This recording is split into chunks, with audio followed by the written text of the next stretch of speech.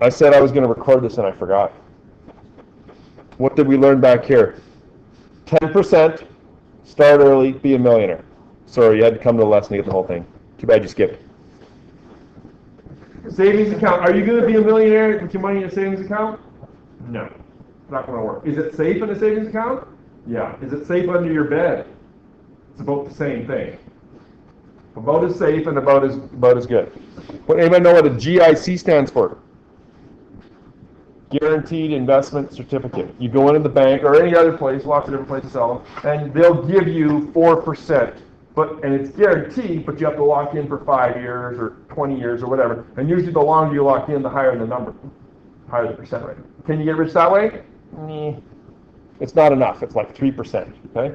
In the old days, when I was in university, I used to work in an investment place, and my job was to take all the records from literally it was like a scribbler, and my job was to punch it into the computer. So these were investments that were made in the early 80s, 81, 82, 83. This is the summer 1987. There was people that were earning 18% on an investment. $4,000 at 18% for 30 years, 35 years. What do you think? 12 million. I remember seeing that. Like I said, I was in university. I knew the math. I remember going home and working out. We didn't have fancy stuff like this. I remember working out and saying, Dad, there's people that are earning 18% interest. He said, yeah, I know. I am too. The mortgages, however, were about 15% back then. What's a mortgage now, you know? 3%. Like everything is like that. So there was, if you had paid off your mortgage and you were earning 18%, oh my God. Big time money. There's a lot of money sitting out there. Okay, so that's what a GIC is. What does the word RRSP? It's been a while since I taught this. I need to go. Okay, let's talk about RRSPs. What does RRSP stand for? Registered Retirement Savings Plan. Registered Retirement Savings Plan. When you work, you have the opportunity to pay tax to the government. Let's say you earn $40,000 a year. How much of that goes to Mr. Harper and it doesn't have to be him, they've all done it, doesn't matter which party's in power. How much goes to the guys in Ottawa? Probably close to $15,000. Goes into your roads and on your programs and funnels its way down and ends up in teachers' pockets and other places. Okay, so that leaves you with only $25,000. This is your gross pay. This is your net pay. No, this is your tax. And this is your net pay. You pay tax to the government. Now, the government doesn't want to look after you when you're 75, so they came up with an idea to give you incentives to save your money. The RRSP is one of them. So what you do is, if you buy $4,000 of RRSP, then the government doesn't know that you make $40,000. It thinks that you only make $36,000. So now instead of paying $15,000 with a tax, you only pay maybe $13,000. Okay, listen carefully. How much did your $4,000 investment cost you? And the answer is not $4,000. And I'm simplifying things here incredibly. No. How much did your $4,000 investment cost you? How much was my net pay before? 25, right? Let me just see here. 6. I think I paid taxes of, how much did I save on my tax here? The $4,000 investment cost you $2,000. You've already doubled your money. I've simplified things considerably. They don't tax the $4,000. Now what they do, Zach, is they tax it later when you retire, when you take it out. That's what I thought. Okay? So, They still get their taxes on it. But the idea is that when you're earning money, you're going to be earning, and again, really simplified here, your tax rate on that $40,000 is generally going to be higher than what you're earning at retirement. How come? Because you're not working. You're not having income. You don't need the extra income. Kids are going to university, mortgage is paid, place in Mexico is paid off. You don't need that much money coming in. Everything's already paid off. So your tax rate is lower. So instead of paying high tax rate on the $4,000, you sort of defer the tax. You put it off and say, you know what, Mr. Harper, I'll pay the tax later, and I owe you. When things are better, when the tax rate is lower, and you instead of paying the high rate on $4,000, you pay the lower rate. Is it a good deal? Yes, it's a good deal. Everyone should have an RSP. There's lots of other ways to save taxes as well. If you work for a company that has a pension plan, you might see on your T4. You probably when you work, you just did your tax, right? And you get that slip. It's called a T4. I don't know what it stands for. Okay, and it says somewhere on there they'll have a RSP contribution limit when you get your taxes out, right? You probably go, oh, whatever, I don't know, right? Okay, if you have a pension, then your RSP limit is lower. I have a pretty good pension as a teacher. My RSP limit is significantly lower than people that don't have a good pension because they need more incentive to save. I don't need as much because I have a pretty good pension. Okay, my pension contributions are tax-free. Will I have to pay tax on them when I'm retired? Yup. I will have less income coming in because I don't need it because the house is paid off, the kids are gone, all that stuff. Okay, so RSPs is simply it's a way of saving for the future. You pay less tax, and that money grows tax-free too. Okay. Many of you might have a RESP. Do you know what that is? You should have it in your name. Registered Education Savings Plan. Okay? Not tax-free, but, and too late for you now because mom and dad need to start when you're a little bit younger, but for every $100 that you put in, the government puts in an extra 20. So you're automatically making 20%. As long as you go to university, you get that money. If you don't go to university, I shouldn't say university, post-secondary, any post-secondary institution now is eligible. So the government's footing 20% of your tuition if you set up an RESP, mom and dad. If they didn't, make sure you do it for your own kids.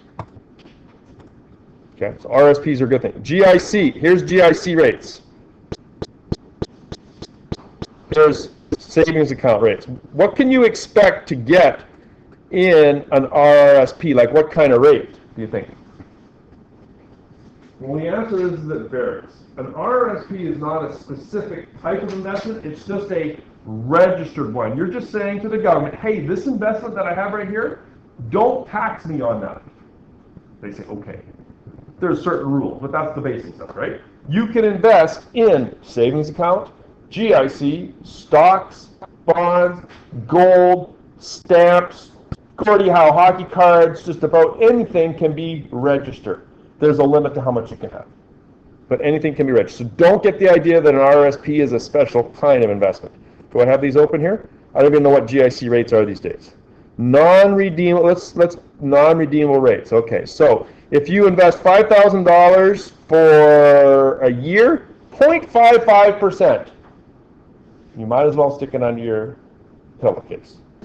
Paid semi-annual. You got to be investing up to $1 million. Look at 0.65 for a year. Let's go into the 10 years. You're going to get 2.1%. Is your money safe? Absolutely, it's rock solid safe. Are you going to get rich at 2.1%? No. Should you have a little bit safe and a little bit maybe to gamble with? That's usually the way it goes. Okay. Savings account, that's going to be even less, isn't it? Here's a savings account here. Interest rate, 0.8%.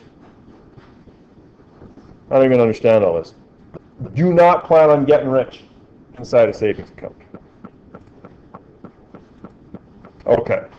So Braden wants to know about stocks. He's gambling. Yeah. I want my mom for it. Okay. First of all, before we go any farther, I am obviously not a financial planner. I am not offering you financial advice. I'm like the crazy uncle in the living room that's giving you a little bit of advice, okay? After today, you go out and you learn more on your own, okay? 10% start young. That's as far as I go. I'm just giving you some basics. What's a stock? Did you have a question that came on? No? Tim Hortons. We all go there. They got good coffee. No? Okay, well, whatever. We all know where it is. Tim Horton. Now, it's been a long time since I've been here. I want to know what Tim Horton's stock is.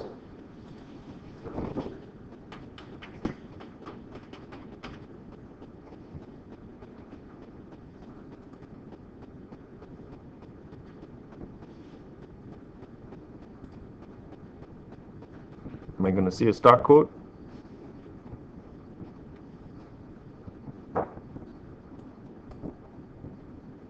Yeah, I don't want to see ads.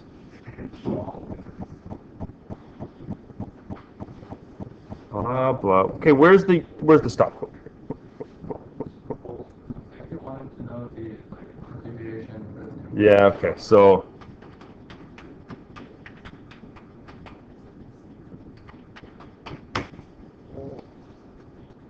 This is the Globe and Mail's investor site here. Okay. So it says company name though.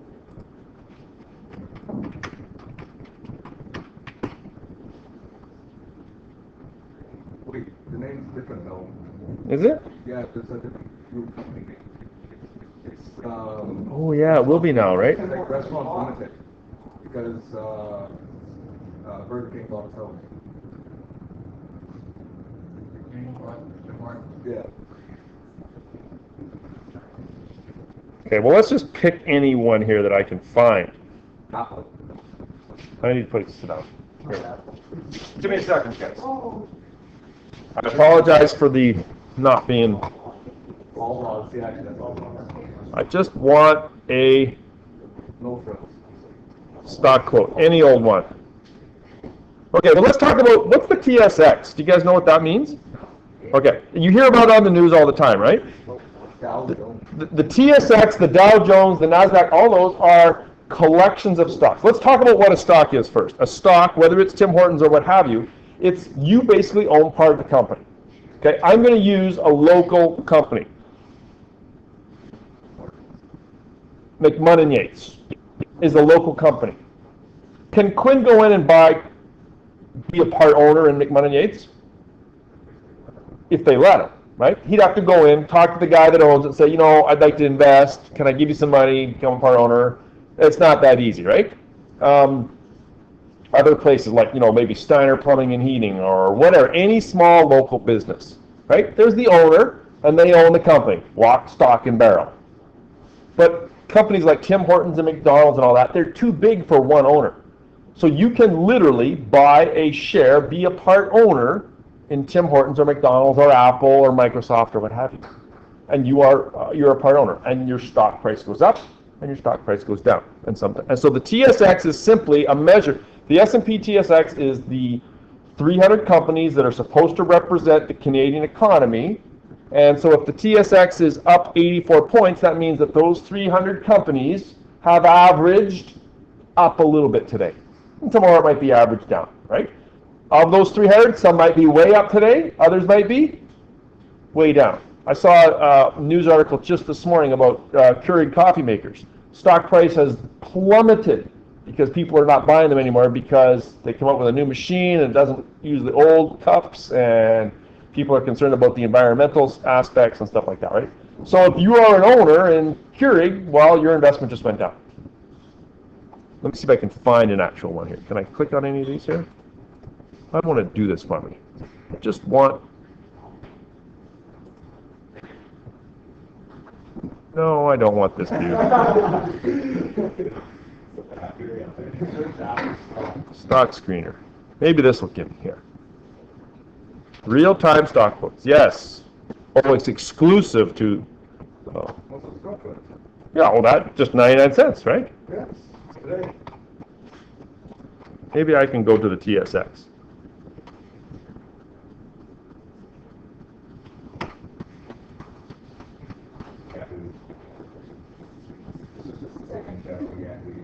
There we go. Maybe the TSX will give me. Market activity. Okay, so here we go here. What do you think the stock market on a whole has done, like say over the last 30 years? Like here it is, here's the Canadian stock market today. Up a little bit, right? In the last month, what's happened? We had a bit of a drop there a few days ago. What about in the last year?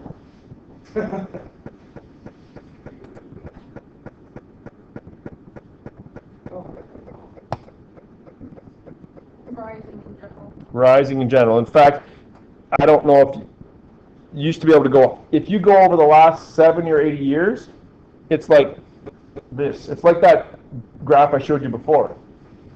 If you were in the stock market long enough, your money will go up. You have to ride out the downs and know when to buy. Obviously, you want to buy when the price is low and sell when the price is high. It's kind of hard to do because you can't predict the future. It's gambling. Absolutely. It's gambling. Okay? BlackBerry. Yeah, likely. Well, what if that's the quote right there? THI. That'll be Tim Hortons there. Let me see if I can just type that in and get. I wonder.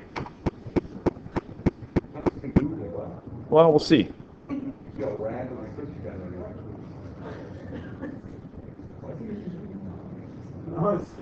Okay, so here's Tim Hortons. It's down today, $99. That means that for one share of Tim Hortons, it costs you $99. Does that mean you can walk in and say, I want a free coffee, I'm an owner? No. But what it means is, if you own one share, you get 1/billionth of the profits. If you own 2 shares, you get 2 billionths, and so on. I mean, that's simplified, right? Okay. What happens when the price goes down? Well, your share is worth less, right? That's what happened to BlackBerry. Back when cell phones first came out, BlackBerry was number one, right? The price went up to like $140 a share. And I know a local guy, who should know better because he's a banker. He bought on the way down. He bought them when they dropped to 120 because he thought, oh, okay, I'm going to make a killing. Then he bought more again when they were down to $80 because he thought, well, now I'm really going to make a killing. Then he bought some more again when they were down to $40. When they got down under $1, then he cried because he bought them at 100. Like, how many did he buy? Lots. Would you buy more when they're less than $1? Probably not. Is it going to go back up to 120? I don't think so. I don't know what BlackBerry is now. Let's see. This will tell me here. BB is the.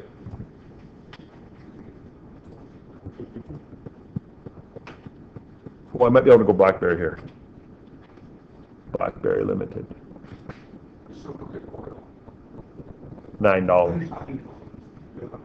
They were not. If you bought under $1, hey, you're looking good, right? But you can't predict the future. Okay. How much is oil? I don't know what a barrel of oil is. I mean, there's lots of ways you can. Barrel of oil price. Crude oil price. $58 a barrel, I guess. I don't know what this all means. Okay. You probably see this in February, around RRSP season. I won't explain why it's February. What is a mutual fund? What Ryan's uncle sells. Lots of other people do, right? What's a mutual fund? Okay, well, here's how it works. Let me see if I can do it here. Okay, so let's say we decide we're going to invest in Tim Hortons. Zach, he's a smart guy, he invests in Tim Hortons. I'll pick on Ryan. Ryan, he invests in BlackBerry. Sorry, man. Okay, Quinn invests. Who do you want to invest in, Quinn? Not BlackBerry. Someone else. Apple. Okay, so Zach invests in Tim Hortons, BlackBerry, Apple, right? Okay. Zach does okay. Tim Hortons is a pretty stable Canadian company. They generally have a lot of earnings. Sorry, my friend. Ryan lost all his money. And Quinn invested right before the iPhone came out. He's living large. Raking the money in, right? Wouldn't it be nice if you could invest a little bit there, and a little bit there, and a little bit there, and sort of spread your risk around a little bit? For me?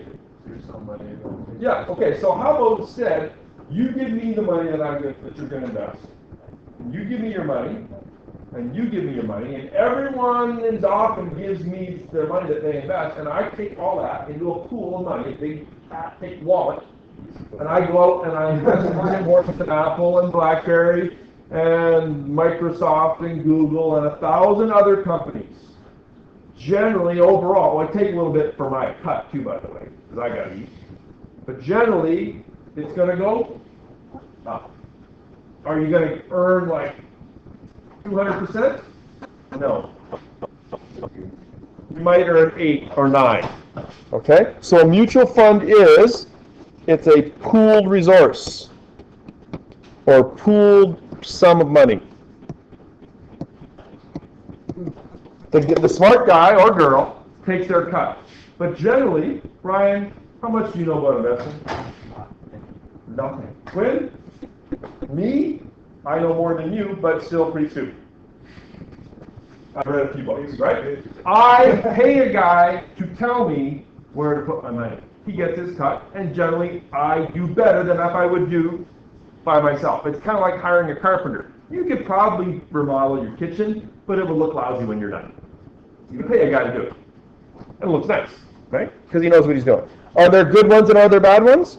Yes. I've been in some good ones, and I've been in some bad ones. There's lots of websites. Morningstar.ca is one, which will show you all the different mutual funds. Top performer in the last 3 months, Greater China Equity, investing your money in Chinese companies, up 11.6%. Let's get in there right away, right, Zach? Well, is that going to continue? No, tough to say, right? Precious metals equity, down 6.8% in the last 3 months. Who's really lost in the last day? Let's see here. What do you expect for numbers here? Well, these numbers are close to zero, right? You're not going to lose as much in a day. It's over the months, right? Here's giant funds. Look at these guys. RBC, Select, Conservative. Oh, that's asset size. Let's see how they did. RBC Canadian Dividend. I think I have money in there. I'm teaching them how to be a millionaire there, Mr. Smielski.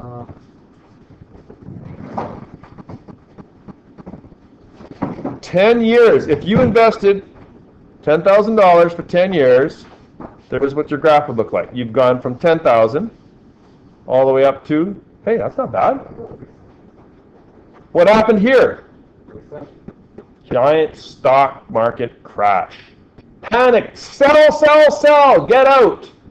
What should you do? Buy. Well, what happened to the guy that bought BlackBerry as the price went down? He kept buying, hoping it was going to hit bottom, and he gave up, and it kept going. It can happen, right? You gotta. I was really tempted. Yeah. BlackBerry at $1. No, LP. Oh yeah. They went down to 80 cents a share. They're up to $23 a share, and I had $12,000 in student loan. I was like, Yeah. Doing that. It's always easy afterwards, looking back, eh? It's like me. I could have bought into Apple at the start. What are you going to do? Yeah. Okay, so that's what a mutual fund is. Okay, here's the number 2 best piece of advice I can give you. Start early and save 10%. Dollar cost averaging. You know about this, Miguelski. Oh, this is grade 12 physics. I do this every year in grade 12 physics, just because I can, and because these kids need to know it. Okay, if I've got $100 to invest, and the unit price, the share price, the stock price of that mutual fund is $10, how many units do I buy? 10. It's easy. How many units do I have altogether? 10. What is my total value? $100. That's easy. Stock market crashes.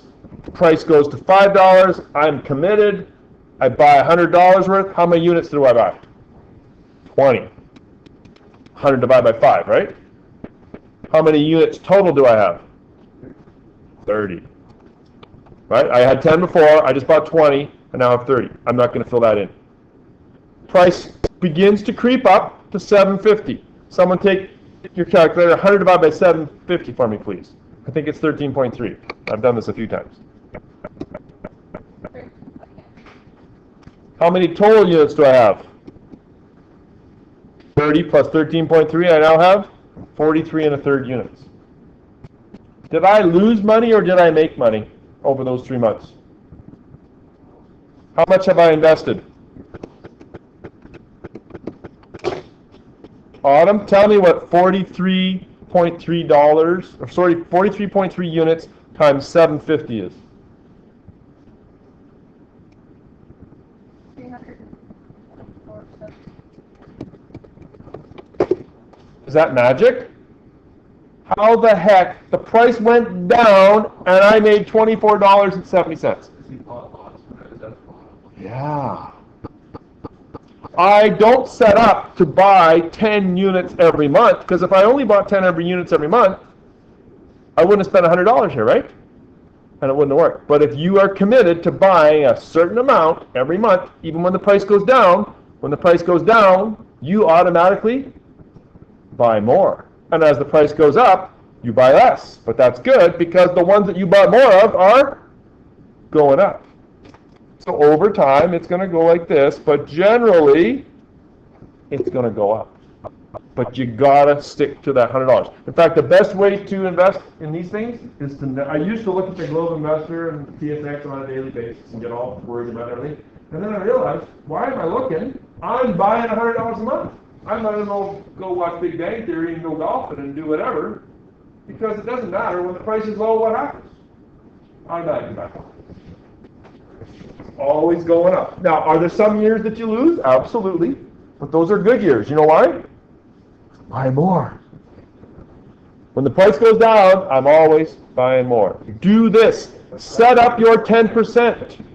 How easy is it to buy? How easy is it to set up a 10% automatic savings with your first adult job? It's as easy as walking into the bank and saying, I want 10%. This is the amount I make. $2,000 a month or whatever it is, set it up automatic. I want $200 out every month, and I want it in a mutual fund. There's some fancy paperwork you got to sign, and you make some choices and whatever. But that's basically what it boils down to. It's as easy as that. You don't need to be a wizard. You don't need to call me. You can call me and thank me if you want. But it's pretty easy. Go to the bank. They'll look after you. There's countless other places that will invest it for you too. Okay? Dollar cost averaging. TFSA. More acronyms. Never heard of that one? Tax-free savings account. Mr. Harper has just increased the TFSA limits. People have criticized him because they said that it only really benefits the rich because you've increased the limit. Well, that doesn't help the poor people because guess what? They can't afford them anyways.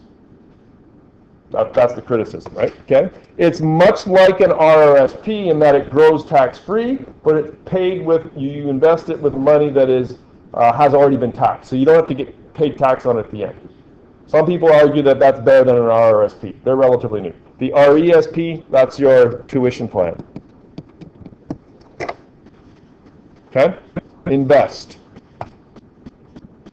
Here's my rules.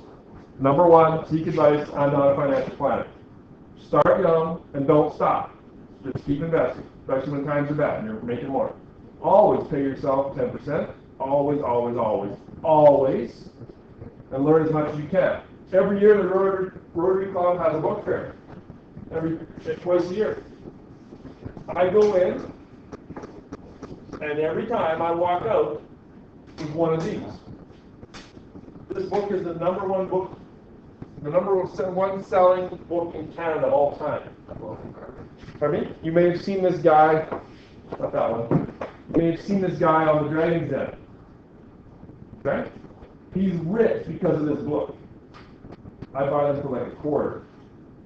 They had a whole case of one now. If you want to borrow one, be my guest for the weekend. Here's another one. Start late, finish rich. The Automatic Millionaire. This book is awesome, you guys. Okay, it's a story. It's super easy to read. It's not graphs and charts and boring math. It tells you like it is. Gives you the 10% rule and a whole bunch more. Like for example, life insurance. Do I need life insurance? Yeah. Yes. Good question. Yeah. Does life insurance insure you? Does it keep you from dying? Good. No! What is life insurance? It gives your family money if you die. If I were to die, it would pay for the mortgage payments, put food on the table, put the kids through school, all that stuff, right? My mortgage is almost paid off. In fact, I've got like a couple months left. Do I need as much life insurance? Why not? My wife, my kids don't have to pay for the house anymore. When the kids are in university or they've already graduated and they're earning all that big money and I'm living on my yacht, do I need life insurance? I need this much life insurance. You know why? Because no one's depending on me. If I die, there's a funeral cost and it's like, okay, well, I'll see you later. This next statement is going to sound harsh. Don't take it harshly. Do I need life insurance on my kids? It's pretty harsh, Zach. But Zach is right. Why do you not need life insurance on your kids? I'm not dependent on, well, maybe to, help me out move a couch or two later, but they're not bringing any money in. It's not enough to make it worthwhile, right? But yet over and over insurance says, well, if you really love your kids, you should have life insurance. It doesn't protect them from dying. Seatbelts and helmets do that. Okay? Do not buy life insurance on children. It is a waste of money. Does my wife's 100-year-old Baba need life insurance? She still pays it. I don't know why. I've tried to convince them. Maybe that's why she's lived to 100. Maybe I'm wrong. I don't know. She's paid off her house about 60 years. Well, maybe not 60, but certainly 40 or 50 years ago. If she dies, they sell the house. Boom, there's a pile of money. It's harsh, I know, but that's the reality. You don't need life insurance. You only need life insurance when you're about 25 to about 50, when someone's depending on you. After that, to heck with the insurance companies or other strong money. You don't need that. Okay? Read the book. It'll tell you all you need to know.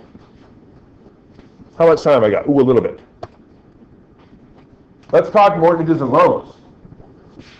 Want to blow your mind? What's the difference between a mortgage and a loan? Do you know? Mortgage depends. You have collateral. Collateral. What does that mean? Means like a house, a car, Yeah. a garage. Generally, right? If you go in to buy a house, the bank will set you up with a mortgage, and what it means is you pay over that 25 or 30 years, and if you stop paying, well, they get the house. Bad idea. Okay, if you just get a regular loan, like a $5,000 loan for whatever, okay, then there's no collateral. They'll just come after you and they might sue you. Okay, so I haven't clicked on this link for a long time, but how much does a house cost? Let's go to Remax here at Dauphin and see. 300,000. I was going to say 300. Remax at Dauphin. Okay, let's see. Listings. What was that actually look like? Our house right now is 450. Okay, well, let's pick one here. There you go. 300. Okay, here we go on Veterans Drive. Nice looking place. I don't know whose house that is. I hope it's no one in here. $339,000. Look at the pictures. Looks nice, right? I'd like to live there. Yeah, look at that. How many square feet? Look at that. That's nice. Hey, I might go look at this later. What about your boy? You don't need a house. Do I get? Oh, I can do this. Yeah, look, that's nice. Okay. Well, anyways. Now, does that mean you walk in and you write a check for $339,000? No one's got that in their account, except the guys that started young at 10%. Okay, so how much does it really cost? Okay, you're not going to like this. How much was that house? We'll say 340, just for rough figuring.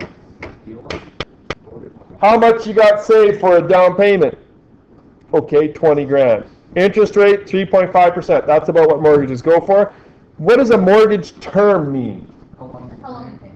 How many years it's going to take to pay it off? Okay, so 25 years. We're even going to put 0 in for the closing costs. Your loan amount is $180,000. You're making payments of $898 per month. What am I looking at here? 25 years. Something's not right here. Calculate. There we go. $340,000. Your payment is $1,600 a month. You're making 300 payments, 25 years times 12. You've paid a total of $499,000. You paid $500,000 in total for that house. Thought it was only 340. In fact, that number is low. Why do you pay so much, Quinn? Interest. How much is the interest in the first month? Your loan is $320,000. Autumn, get your calculator out. 320,000 times 0.035, that was the interest rate, and divide by 12.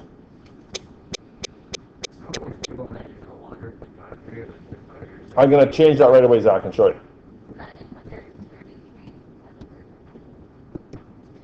In the first month, you owe $933 just in interest.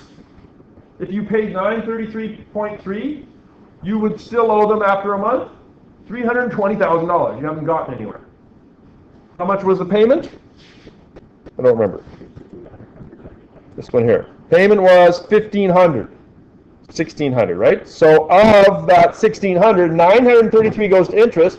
You're only paying about $650 in principal. You owe them $650 less.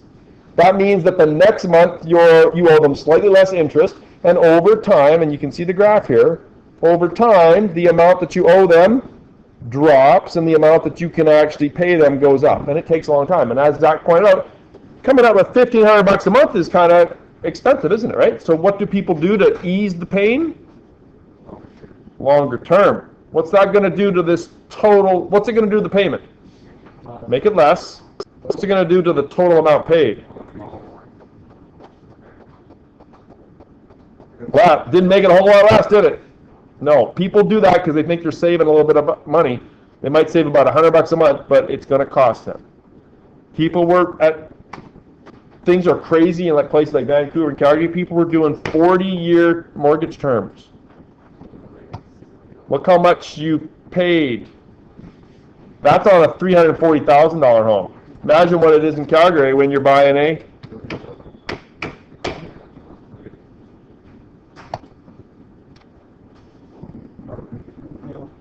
This is usually the point when kids say, I'm just going to live with mom and dad forever. Yeah. No, you're not. So what to do then? What to do? Good question, Ryan. What to do? Well, don't buy more than you can afford, right? And the other idea is, if you can't afford it, put as much as you can down, right? Like if you can save up money and make a bigger down payment, like let's change this back to a more reasonable, we'll say $350,000 home. $300 home, yeah. It crashed the system, didn't it? What am I doing here? Okay, let's pick a 35. Okay, so my total here is 631. If you can make this 30,000, what does my total amount go down by? Just like another 10,000, and all it's going to go down? Oh, it was just yeah. Aren't you glad interest rates are so low? Like, what if that's 4.5? Whoa. Is that what it is? Yeah, it's around that now. It's even less, I think, right? You guys are lucky in that it seems like the housing boom has ended. I got lucky. I got into the housing market before things really went gong show crazy. Yeah, we've done okay. I am afraid for you guys, I really am, and my own kids are in your generation too, right? I don't know how you're going to afford a home, I really don't. John? Like what happened in 2008, everybody in the during 30s, like depression and everything. Yeah. With these high house prices, is that going to happen again? Well, that's the fear, right? That The fear is that John has gone out and bought a $350,000 home, and then we get into this giant depression, and this $350,000 home is now worth, no one wants to buy it, and so the prices keep dropping, but you still got a mortgage for 350 grand. That's what happened in the States not too many years ago. People basically walked away from their homes because it was cheaper to just leave the house, talk to keep the bank and say, see you later, than it was to keep paying. And a lot of Canadians bought those places in down south because it's so cheap. So would that be the time to buy, like, if you have lots of money saved up?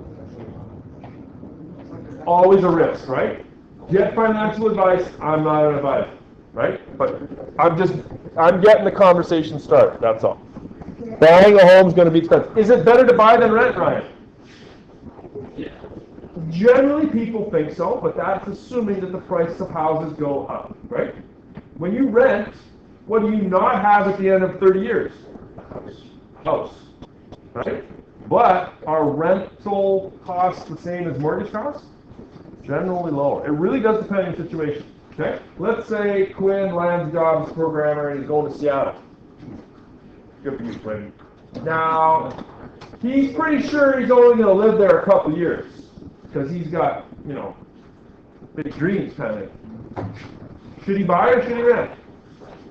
Probably rent, because he's probably going to save money by not having to make that down payment, right? He's not going to have to worry about selling a house. He's not going to have to pay lawyers' fees and all that stuff, because buying a home is expensive, right? Do you want to be buying a home every, 2 or 3 months? Expensive, right? Expensive. There are times when renting makes more sense, okay? Think it through. Talk to someone smarter than me.